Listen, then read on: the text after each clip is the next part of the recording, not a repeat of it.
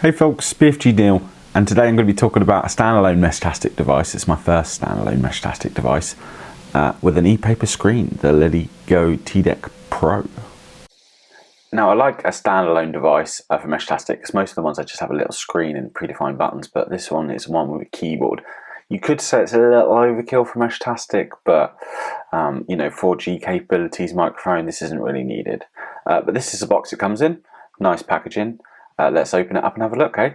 So it's a great looking device, and as you can see on the front there's a SIM card slot, boot buttons on the side. It's actually a microphone on the bottom as well, but this isn't really needed for Meshtastic, but a bit of an overkill device, but this is something that I wanted to test. You know, big fan of Lilygo, really like their boards, and this one with the paper screen just means it should last a bit longer.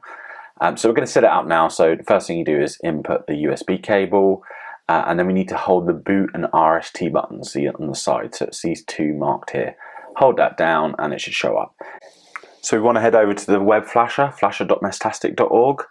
Just go to Lilygo here and select the board. We click flash, it just shows you what's changed. Click continue. And we always want to do a full erase and install here. Now this just allows you to make sure that nothing's left on the board that you don't want. It will show up on the list as a JTAG device. Now if it doesn't show up, check your cable. It might be a thin cable. If it's a thin cable, then it's just power. Try and find a decent USB cable here. So you will wait a while here, and it will take a while to flash.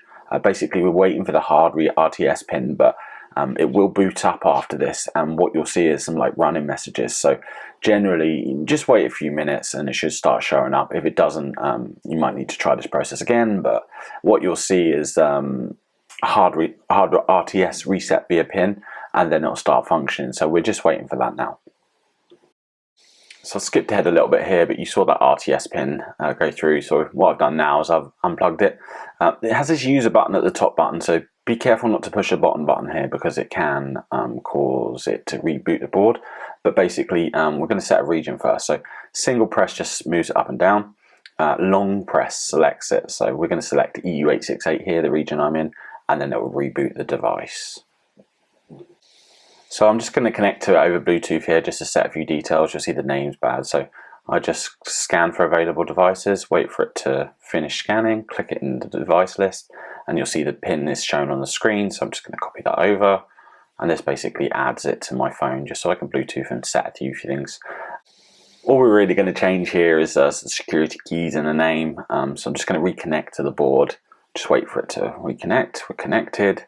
Head to the settings screen, which is this one here. First thing I'm going to do is go to security, regenerate private keys. Obviously I'll do this again after this video, but it's definitely recommended that you do this. It could be preset or there could be a pattern to it. So next thing I'm going to do is go to user and just change the name. I'm just going to call this BFG Neil T-Deck Pro. And then I'm just going to change the short name to BFG TD.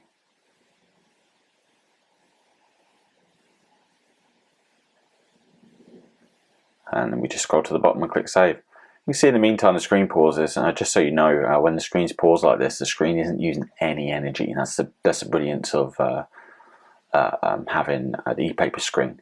And obviously when you change any settings it's going to reboot, so we're just going to go through that process one more time.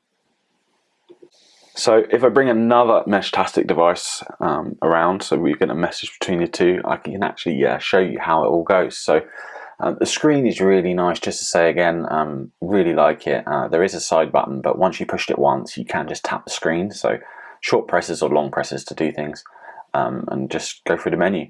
Obviously there's a few nodes around, a few favorites of mine that I've already added to this device. I'm going to show you here how to send a free text message.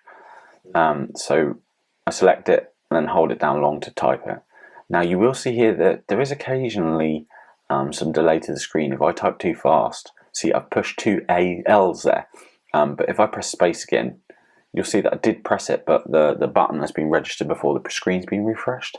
So that's one downside to the screen, but other than that I really like it.